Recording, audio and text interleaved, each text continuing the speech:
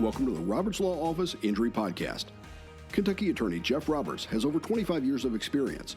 He'll provide answers to your questions related to personal injury and automobile accidents, workers' compensation claims, and Social Security disability benefits.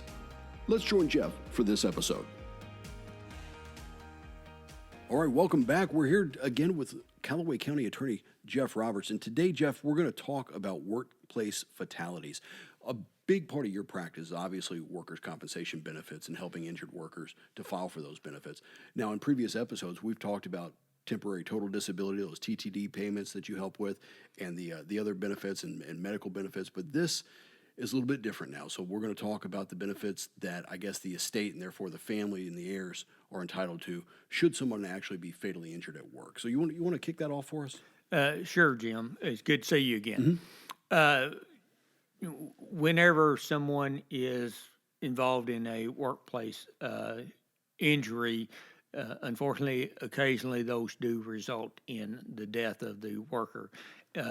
Most of the time in these type of cases, the death would occur within a short time of the injury, if not at the exact time of the injury, the death would occur. Sometimes you have situations where it may be, the injury result in surgeries that occur, and then because of complications from the surgery, the death may occur at a later date. And I've handled both types of cases where the death was basically instantaneous, and some where the death was several years later, but because it was from a work-related medical treatment that was being performed, the death was considered a work-related death as well, to get the benefits under Kentucky's workers' compensation law. And they could also be someone who was in a coma and just never came back out of the coma, correct? I mean, that's all kind of the same situation. Correct. Okay. If the injury causes the death or ultimately results in the death because of treatment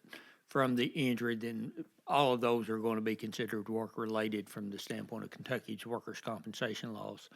And then the benefits basically are essentially the same in that setting. If there's one change that I'll talk about in a little bit, but if someone dies as a result of a work-related injury, then their beneficiaries become eligible to receive benefits. If they are married at the time of the death, then their spouse would receive a percentage of what the deceased worker's average weekly wage was at the time of the death. It would be, generally it's going to be 50%. If there are minor children involved, then it would be the benefits to the spouse would go down to 45%, and then the children would receive benefits. And it's if there is no spouse, but there are minor children, the minor children would receive benefits depending on the number of children, but it would not go lower than 15% of what the spouse's or the deceased parent's average weekly wage was at the time of death. Now, the length of time varies as well from that standpoint. The surviving spouse would receive benefits either until such the time that the worker that passed away would turn 70, so on that deceased worker's 70th birthday, or if the spouse remarries before then they would get benefits for up to 2 years after they remarry, but the remarriage would stop the benefits. So whichever occurs first, basically. Whichever occurs first. Right. The children receive minor children receive benefits until age 18, but if they are enrolled in an accredited educational facility or institution, then they can continue to receive benefits until their 22nd birthday, as long as they are maintain that enrollment. So if they go to college, they go to a accredited trade school, something like that, they could continue to receive the benefits for at least as long as they're further in their education. Because technically they're still dependents. I mean, if the person had still been alive, they would have still been classified as dependents in most cases. In most cases, yes, they would still be classified. If your child's going to college, as a general rule, you're probably still providing most of their funding at that point in time. So that's part of the reason. You get those text messages too, huh? I do. Okay. So that is the reason for it. Now, if it is, if the deceased worker has someone else that is truly actually dependent upon them, like they have a parent that they are, for whatever reason, they are actually the wage provider or the person providing for a parent, or if they have an adult child who is dependent because the adult child is disabled for whatever reason, then the people who are actually dependent on that deceased worker can also potentially receive benefits under the Workers' Compensation Act. And if it's a minor child who is dependent because of a health issue, they would be able to continue to receive so long as they are dependent from that standpoint. So that could actually go on past age 22 for a minor child if there's a true dependency issue there. Okay, and that makes a lot of sense. Now, let me come back to something you said. You said when, for instance, the spouse of the deceased person would receive 50% of the average weekly wage. Let's go back and talk about that. We've done it in previous episodes, but a weekly wage is a pretty complex calculation at times. And surprisingly enough, it seems to also take into consideration other income derived from a side job or maybe a second job, even though they were fatally injured at let's say a plant or whatever. Correct. Yes, the average weekly wage, there is a set way that's calculated under Kentucky law, and it takes into account the wages from the employer, and if there is what's termed concurrent employment, in other words, you have a second job, you work as well, and your employer knows about that second job, then the wages from that second job can be used to increase your average weekly wage. So you would take basically the total income, gross income of the worker, and average it over a period of time. Normally you go back 52 weeks if you can from the date of injury, travel back 52 weeks, take the total income for each of those weeks, divide it into 4 13-week quarters, and then average that out. So if one 13-week quarter they made $8,500, the next one they made $9,500, and then $9,000. Then you take the highest one, which would be 95, divided by 13, and that gives you what would be considered the average weekly wage for that worker for purposes of workers' comp benefits anyway. Right, that makes a lot of sense. I mean, would you advise if somebody's working right now and has a second job, should they somehow inform their employer just so they have that advantage of, hey, should something happen to me, and it doesn't have to be a fatality because your TTD benefits and all these other things are computed against the average weekly wage. Should they somehow in writing notify their employer just so you can say, hey, look, you knew I had a second job? And I don't know if that's commonly done.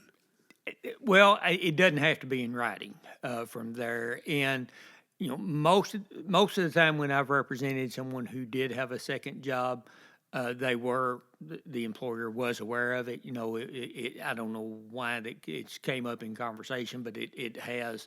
I really don't know that I can recall of a situation where a person had a case that I've had anyway, where the person had a second job that the employer did not know about the second job. There may have been one or two where they may have cleaned houses on the side or something and never told the employer about that. Right. It just seems without it being in writing, it opens it up to dispute. And I figure lock that down. Why worry about exactly. It? If you've done it in writing, then obviously they know about it. But playing devil's advocate, so to speak, if I were a defense attorney, I would look at it and say, okay, you notified the employer about your second job in writing, and then amazingly 2 weeks later you have a work injury.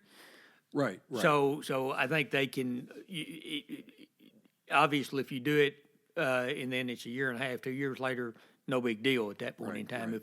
If you happen to have a work injury shortly thereafter, it's going to cause red flags to go up in the insurance company and the defense attorney's eyes. From there, it doesn't mean anything, but it's going to at least just give them something else to argue about. Them something else to argue about from there. And if the coworkers, if your coworkers know you go and help your cousin build houses on the weekend and get paid for doing that, the employer is going to have a hard time saying, well, I didn't know that he did that when everybody else in the shop knew that he did that. But that's kind of interesting because, you've advised us in the past that if you are injured, you need to tell a supervisor or somebody kind of further up the food chain, not necessarily a coworker. Correct. But in this situation, if the coworkers were aware of it, it's presumed that the employer knew. I won't say, I'm not going to say that it's presumed that they will know, but they're going to have a hard time saying, no, we didn't know anything about it when everybody else in the plant said, oh, yeah, everybody knew that Joe went to help build houses on the weekend. built my with his house, buddy. yeah. Whenever we have have a deck that needs refurbishing, we've called him because we knew he and his brother did that kind of work, so we made sure to call them, and they come over and did that. Everybody in the plant knew that. And so when that comes in, it's just further evidence that, yes, they did know. Perfect. So it helps to support the plaintiff's statement that my boss knew that I was doing this on the side. So. Okay. The death benefits that we've talked about, both for the spouse and for the dependent children, are these monthly checks, monthly deposits that come in, or how does that typically work? Weekly or biweekly. Okay, they are weekly or biweekly, so Yes. they're accelerated in that regard. Correct. And so if I'm a minor child, obviously, the system's not going to give, a 13-year-old a check. I mean, does that go to the custodial parent, or how does that typically work? Normally, it would go to the person with custody of the child. If the child is in the custody of the other parent, then it would go to that parent. Obviously, if the child is in, somebody has guardianship or custody other than the parent, it would go to the person who has true custody of the child. The grandparent or somebody is raising the child, then it would go to the grandparent on behalf of the child. Correct. If the grandparent had court-ordered custody, that would be the individual that would get that would receive the benefits again on behalf of the child from that standpoint. And let me ask you this: are there any limitations as far as what that money can be spent on, or are there reporting requirements that you're aware of? For instance, if I'm a guardian, from time to time I have to have a reckoning. Okay, this is where that money went. Right. For the person I'm in charge of. Outside the workers' compensation context, if you settle a personal injury claim of a minor in Kentucky, if the settlement, as of our talking right now, if the settlement was $10,000, then that has to be approved by a judge, a guardian appointed or conservator appointed to manage the money. Most judges in Kentucky that approve those, it would be approved by district court. Most of the time, they will require the money to be put in a blocked account, which just means it's put in an account and cannot be taken out of that account without a court order from the judge or until the child reaches age of 18. Now, that 10,000 cap there's been a recent bill this year that's passed and been signed by the governor that raises that cap to 25,000 of net recovery to the child. Right now, it's 10,000 total settlement, regardless of what the net recovery was. So, if the net recovery, settlement was 11,000, net recovery was 7,500 to the child, still had to go through that court process.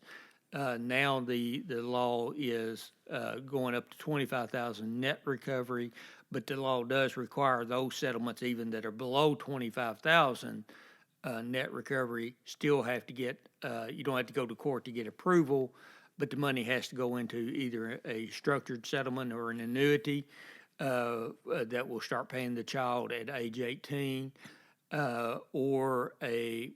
Start paying the child after age 18, I should say, or it has to go into a blocked account, similar to what the court would order that can't be taken out without a court order or until the child reaches the age of 18. That makes sense. And I believe in the past we've had a podcast episode on structured settlement, so I'll link to that in the show notes. Right. Because I thought the advantages of a structured settlement far outweigh a blocked account. I think there's a lot more flexibility in planning, not to mention some tax-free growth on the interest. Absolutely. An annuity structured settlement is nearly always more beneficial for a minor child settlement. And the judges tend to approve those pretty easily. I've never had one not approved by a judge. Yeah. I think if you tried to structure the payments over too long of a period of time, you could run into problems. One of the benefits of the structured settlement is instead of the child getting a large sum at age 18, you can structure the payments over a number of years.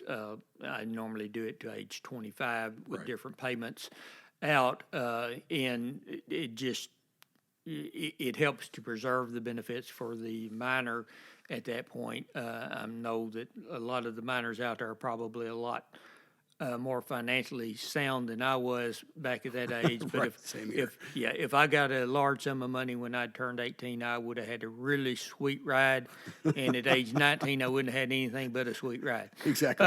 With no gas in the tank. With no gas in the tank and no way. So structuring it out can be very beneficial from that. Plus, you have the money grows over that period of time, and the growth is tax free. It's a pretty good setup. Yeah, so that is generally the way I do a minor settlement. If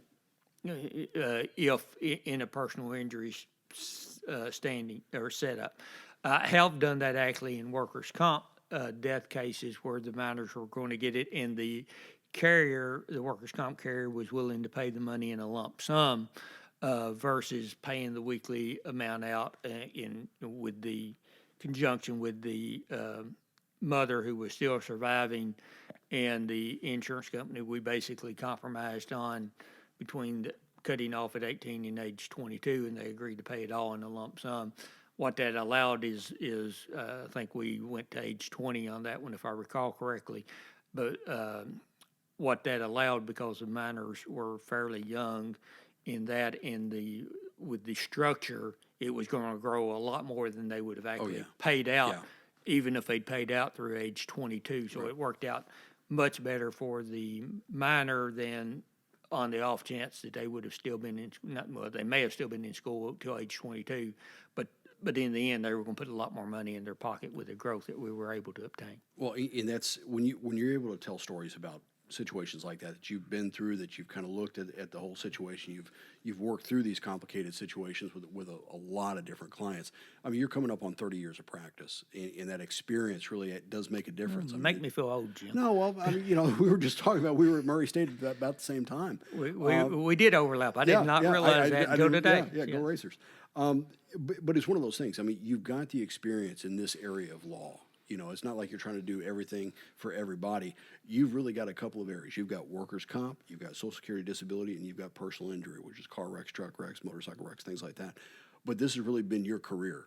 Correct. And you know this stuff. And I think the perspective you bring, well, we can't make comparative statements on a podcast or something like that, but it puts you in a pretty good position to help that client. Correct. I've been doing this for 29, almost 30 years. It'll be 30 years October of this year. And so I have a lot of experiences. You're likely not going to come in with a workers' comp question that I've not addressed at some point during my career. The laws change, so some things can be a little different from that standpoint. But after doing this for as long as I have, in as many cases as I have, and at as many levels of the system, because I handle cases all the way from shortly after the injury occurs and I get hired through decisions with the Kentucky Supreme Court, and I've done that for years from there. That frankly, I'm not one to talk about myself a great deal, but I'm called by other attorneys when they have questions they don't know the answer to. They call me up and ask me if I know what the answer is. Sometimes I do, sometimes I don't. Well, but there's a reason they're calling you, and correct. We can leave it at that. But there's a reason they're coming to you. Even your peers going, "Hey, Jeff's kind of a go-to guy here." So let's go on. But I thought you just made an interesting comment. You have in multiple situations taken cases all the way to Kentucky Supreme Court. In fact, we've got some blog posts and some podcasts about some of those cases, which I'll also link to there in the show notes. But again, when you talk about taking it all the way, you've done it. You've done it, and that's I'd feel more confident, sitting across the table from you with my claim, knowing that. Yeah, and in fact, I just this week had have a case that's going to the Kentucky Supreme Court. So yes, that is. So it's safe to say they know you. I've been there before from that standpoint. And getting back to the workers' comp death benefits, aspect. I've talked about, the benefits to the spouse, children, and other potential dependents. One thing that I've not talked about yet is there's also a lump sum death benefit that's paid to the estate of the injured worker or the deceased worker from that standpoint. And, that's to cover funeral bills and other expenses associated with that. For years, when I first started practicing, the lump sum death benefit to the estate was $10,000. Didn't really even cover funerals at that point. That law changed in '96, I believe, and put a $50,000 death benefit, but also put a cost of living adjustment on that. So it's gone up every year since then. So what it is now and what it's going to be next year is going to be something different. So it'll keep going up from that, but the estate gets that lump sum benefit to use to pay final expenses, and then anything left over would go to the beneficiaries of the will or to the beneficiaries under the law if there is no will. So that's handled outside of workers' comp. That goes to, as you said, to the estate. Yeah. And do you want to? Obviously, we're not talking about wills and probate here, but do you want to just really kind of explain what the estate is and how that works? I mean, that sounds like something for rich people, but in all reality, it's not. Yeah, the estate is basically whenever someone passes away, you probate what term their estate, which is it's dividing up and making sure all final expenses are paid, and then dividing up the assets that the person passes away with. To if there's a will, that specifies who gets what. If there's not a will, then Kentucky law says spouse, kids, etc. get, depending on who all is involved from that standpoint. That would take whatever is left after creditors get their portions of it. Now, there are some that's not able to be touched that would get an exemption for their surviving spouse, so to speak. And so, whenever someone passes away, it's best to talk to an attorney to see if you can dispense with administration, because all of it, if what's going to left over is going to go to the surviving spouse, or if you need to open up a probate. If it's a work-related claim, or if you've got a civil case, you've got to open up the estate. Then even if you want to dispense, you've got to open it up, because that's who's going to get that benefit, and who would prosecute that claim is going to be for wrongful death or for the benefits under the Workers' Comp Act for the lump sum to the estate. You've got to have an administrator appointed and to pursue that type of claim, or an executor or executrix appointed from that standpoint. So just bottom line, don't try to do this on your own. You've got some serious legal issues here, and you need to have it done right, because there's always going to be an argument. There's always going to be a disagreement about who got what and why, and it's better to have that third party, or that executor, or if it's a female, an executrix, involved to say, well, this is what we're deciding, and here's why, based on the will or the law. And make sure the will is carried out and all of that. Yes, and if it's a situation where you can avoid having to do that, if it's such a small estate, the attorneys goes in, they're going to tell you that, and so you find out and you get it done the way it needs to be done from that standpoint. Now, I mentioned earlier that when the person passes away, it doesn't make much difference on the benefits. The lump sum to the estate, it does make a difference, because the statute there says that the death has to occur within 4 years of the date of injury for the estate to be entitled to that lump sum death benefit. So if it's if the death is within 4 years, the estate would get that lump sum death benefit. If it's 4.5 years, 4 years and 1 month, the estate is not entitled to that lump sum death benefit. That's the only one the only benefit under the workers' compensation statute for work-related deaths that has any kind of time deadline on it from that standpoint. So okay, and we've got a few minutes left in this episode. So again, you've got the weekly or the biweekly payment, which is just a death benefit that's going to go to the spouse and any dependent children. And then you've got the possibility, if it's within 4 years of the accident or the death, of a lump sum going to the estate. Life insurance, even if it's through the company, is handled outside of this. Life insurance, even through the company, has nothing to do with this. That's still coming through as it normally would. But there's going to be a lot going on, and it would be really to the spouse and to the dependent's benefit to have a competent attorney who knows workers' comp law, so he or she can kind of guide them through that maze. I mean, because there's going to be a lot of legalese here. There's going to be a lot of bureaucracy. There's going to be a lot of time involved. None of this happens quickly. Right. True. Yeah, having someone that can that knows what you're entitled to, knows what the requirements are, will protect you from that standpoint. And these can be and usually are fairly complicated issues that you're dealing with, and they're not only complicated; they're also very emotional issues for the ones involved. And having someone that is familiar with the laws, familiar with what benefits that you may or may not be entitled to, can make sure that someone that the other side, whoever's representing them, doesn't take advantage of the emotional state you're in. Right. And that we all hope that never occurs, but unfortunately we all know that it does occur at times as well, and I've seen it in my career. So making sure you talk to someone, whether it's me or someone else familiar with that area of law that you're dealing with, talking with them to make sure you're getting what you're entitled to get and not being taken advantage of, I think is very, very beneficial. And most attorneys I know of will sit down and talk with that do what I do. I sit down and talk with people. Initially, the first consultation is always free from that standpoint on pursuing any type of claim. From there, so we sit down. I'll talk to you about what you're entitled to, what your benefits, your rights are, and then you can make the call on whether you want me or not, or don't want me to represent you at that point in time. But coming in, at least talking to someone who's knowledgeable on the subject it's just a good idea. And so again, the first consultation is free. If someone decides to hire you, you work on a contingency fee basis. Do you want to talk about how that works? And the attorney fees in a workers' compensation case are actually capped, right? They are capped on workers' compensation cases in Kentucky.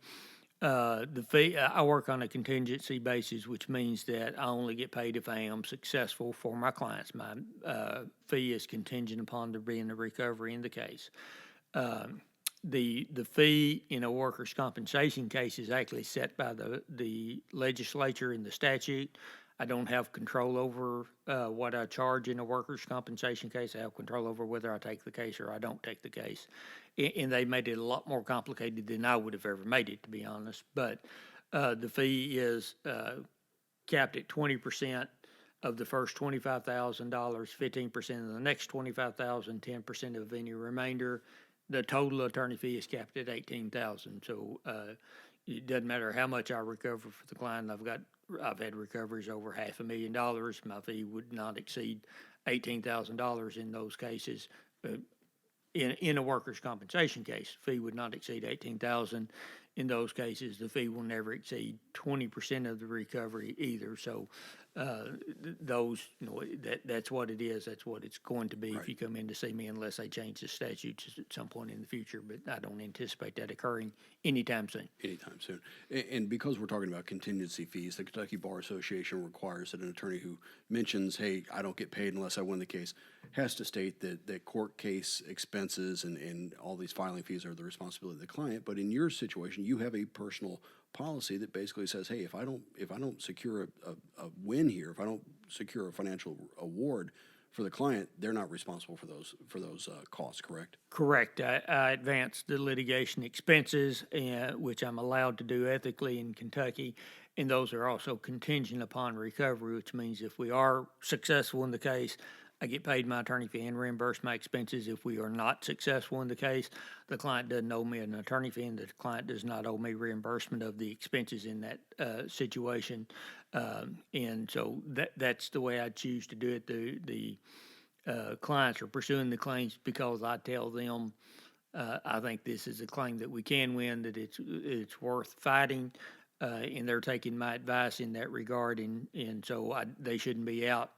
If we're not successful, they shouldn't be out any money, in my opinion, for taking my advice from that standpoint. That's the reason I make the expenses contingent upon recovery as well. And whenever I always had a problem if I took my vehicle in for repairs or something of that nature, and they did something and it didn't fix the problem, I still had to pay for the repair that ultimately I didn't need.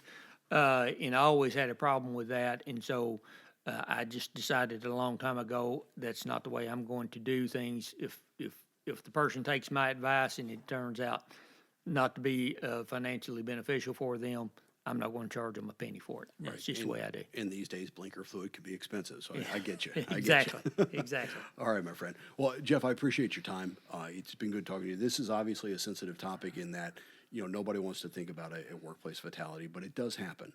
And unfortunately, when that happens, the family's often got a lot of questions and needs guidance. And the fact that you're here in Calloway County with almost 30 years of experience now, willing to sit down and talk to that family directly and willing to help them make the right decisions, I'm glad to know.